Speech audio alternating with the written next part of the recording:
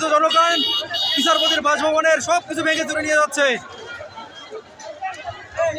হাজার হাজার মানুষ কিন্তু দেখুন, পড়ে যাবে পড়ে যাবে।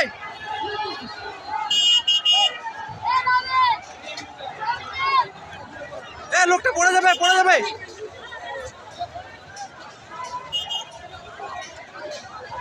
পড়ে যাবে পড়ে যাবে, ধরেন ধরেন লোকটাকে ধরেন।